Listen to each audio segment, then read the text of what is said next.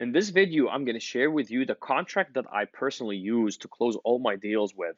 I'm going to share with you every single section in this contract, what goes in, where, and how you can send it to the seller to get them to sign it so you can lock that deal in. Make sure you watch the video to the end, as the last part is very, very important. And with that, let's go ahead and dig right in. Okay, let's make this a little bit smaller. I personally use HelloSign. I just used it when I first got started. I got comfortable with it, but anything in the same that does the same job is okay. Some people use DocuSign, some people just download it in PDF, but I use HelloSign. It's free. There's a free trial, but also it's free forever if you only sign up to maybe 3 documents a month or send 3 documents. So it's simple. You go to hellosign.com and you log in. So you just click login, HelloSign, and it would take you right to the login screen. I think you can just log in with Gmail. Mine is already logged in with my email, and all what you do is you upload the document. So once you go, it looks like that, and you're gonna be ready to upload the document. In the description below, I'm gonna leave a link to the document so all of you can use it. I believe I got it from one of the courses when I was just getting started. So let's go ahead. I already uploaded it here just to make it easy. Here's the document. Once you upload it, click upload file, you click on the document from your desktop and you upload it. Then you'll go ahead and click next. Then you put the seller's email, right? So it asks you who's going to need to sign. In this case, I'm just going to use my personal email as if I'm the seller, or we'll name the seller. You know, let's think of a name like the regular name, John Adams. Here we go. So John Adams as the customer. Email will be gonna put my personal email there. John Adams is the customer, is the name of the client that's selling the house. There's their email, and then we go next. Make sure you spell the customer's name correctly. So very simple. Here's the agreement. It's already loaded for you. So you see here, you go to the left where it says signers and that has the customer's name. I'll switch it to me now.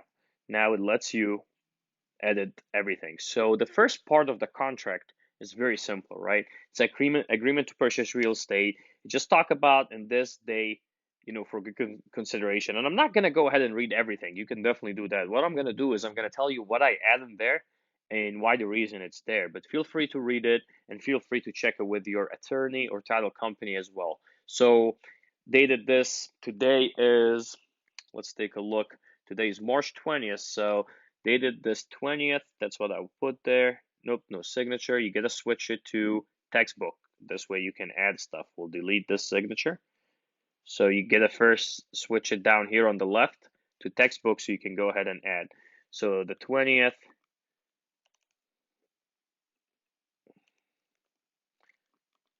day of, I would put March.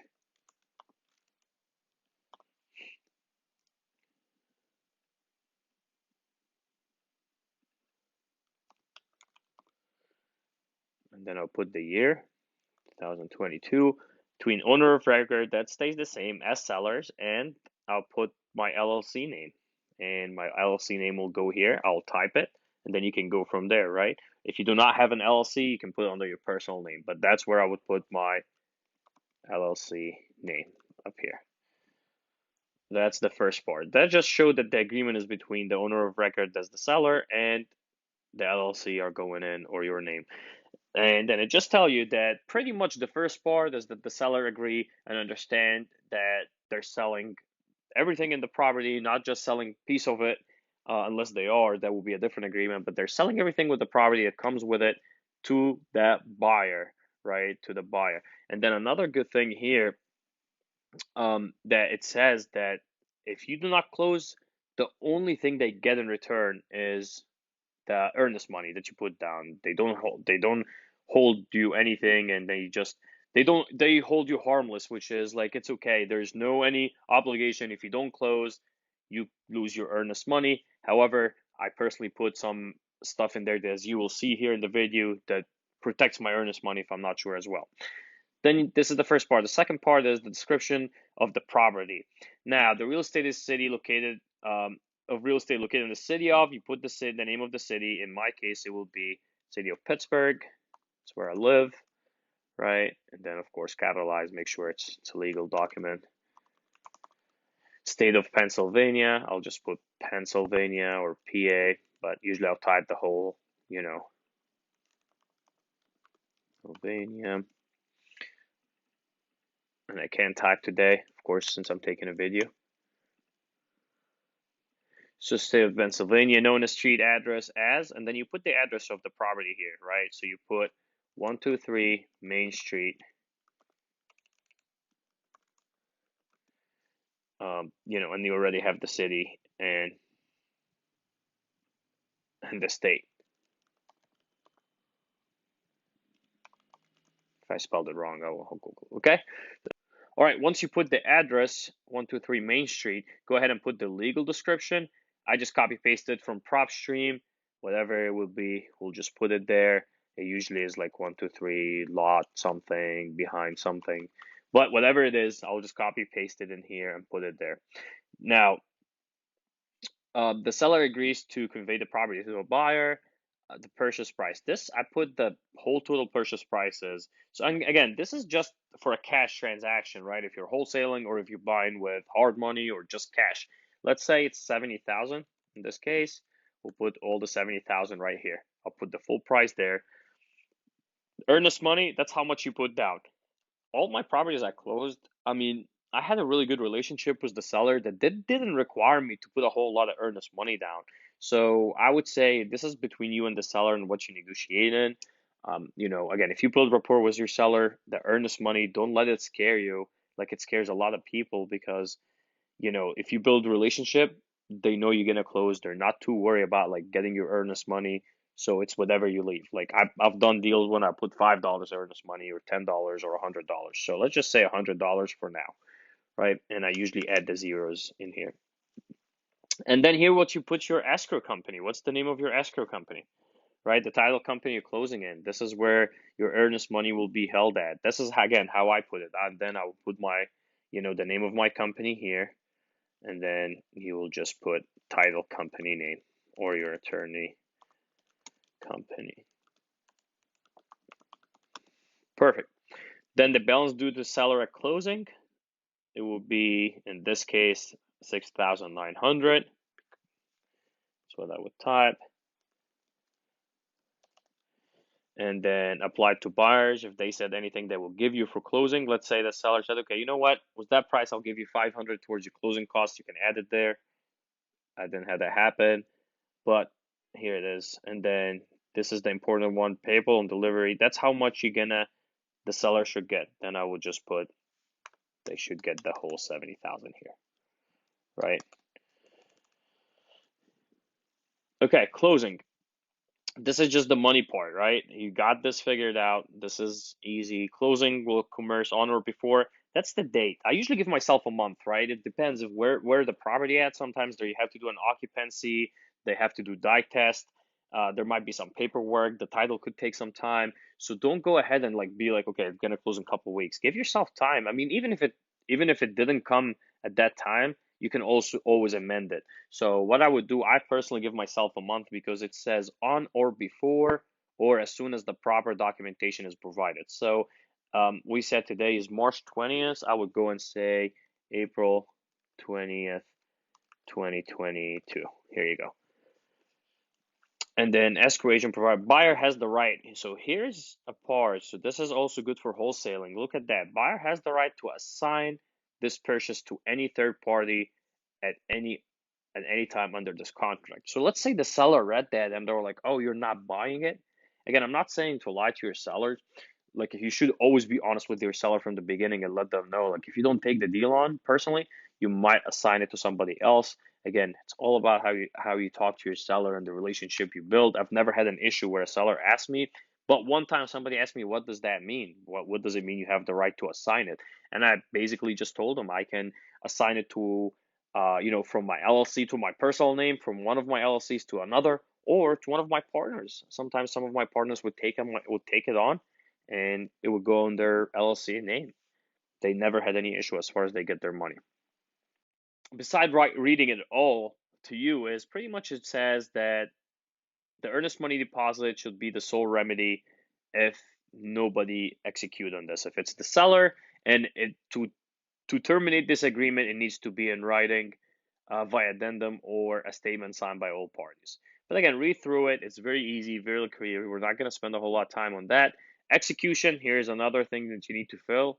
That tells them when they need to sign. So if today the 20th, I like to give my sellers maybe 3 to 5 days max to sign, right? Like between 2 to 5 days. So I would today's the 20th. I would say the 23rd. It depends also on the conversation, and I'll put the address there. So it'll be April, it'll be March 23rd, 2022. That's their time, or it becomes void. It's this way they can't sign it after 3 months and be like, hey man, we signed it. What's going on? 23rd, if it's not signed, it's void. Again, it all depends on what you talk with your seller about. Here's number 7. This is just for the seller. It tells them that the property is sold as is. Tell them, hey, I know it's sold as is. You're not making any promises that anything work. A lot of the properties that I buy, and I'm sure that you're looking at, are deals that, maybe been vacant for a long time, have some issues. So you can tell the seller here, listen, this is for you just telling me that it is as is. I'm buying it the same way as it is. I'm not holding you liable against anything. You're just selling it as free and clear from all liens and everything. And if something comes through the title search, we'll deal with it. All right, so this is one of the most important pieces, number 8. And the reason is because you want to put something there that you could, if you put a big earnest money, you could get it back, or shows the seller that this agreement is contingent. It's not all said and done, and you give yourself a time if you're wholesaling, to talk to your buyers and get them to go through it, or if you're not all locked in on financing and you want some time and you're not 100% sure yet. Here's what you do. Of course, always communicate with your seller, but I will always add these in all my contracts. So what I would do is I would say that this contract is contingent upon buyer's partner approval. So if your partner didn't approve, there's no contract, right? And that partner could be, this is something I've learned, when I was starting to. This partner could be, your cash buyers, it could be anyone. So you can be like, okay, this contract is contingent upon buyer's partner approval and a satisfactory, here, I couldn't spell it, so I copy it, inspection. And I usually give them a time, right? When is my inspection? Till is end. So till, maybe I would say in this case, give myself maybe 10 days, and today's the 20th. So, or you can give yourself all the time, 20, 22, whatever you want to put in there, but you got the idea. So this contract is contingent. This way, if it doesn't work, you can cancel it. I always put this in additional information.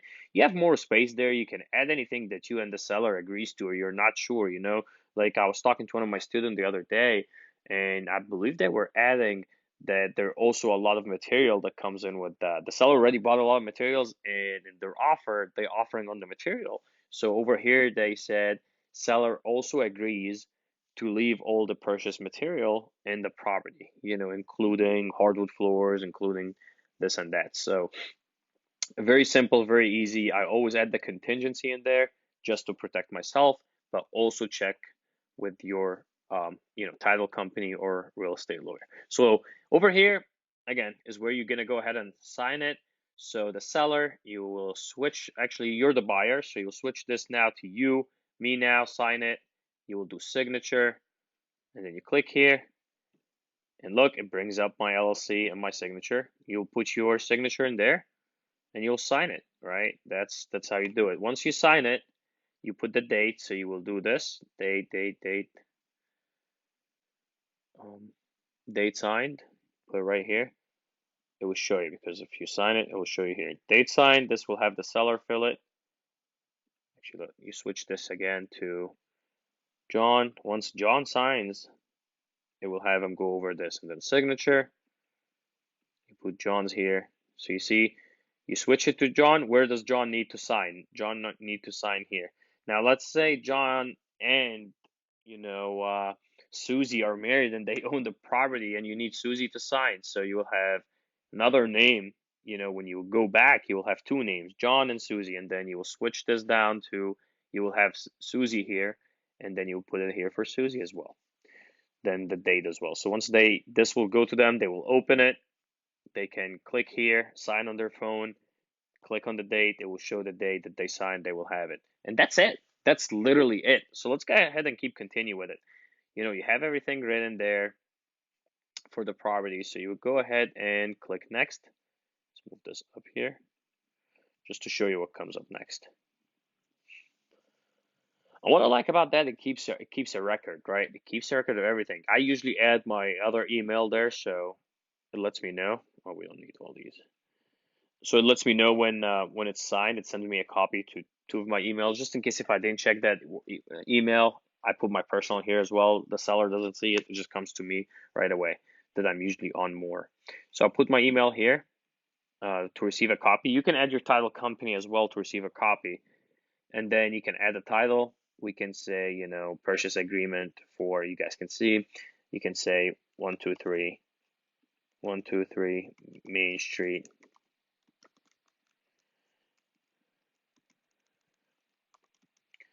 Whatever, purchase agreement. So the seller can get it. So then you can be like, hey, please sign and let me know.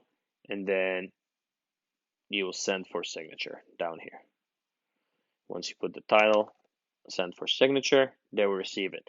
Now, what I really love about this is, what's amazing about it is, once the seller receive it, you actually get an email once they open it. Hey, John Adams have opened your document. So they've seen it, right?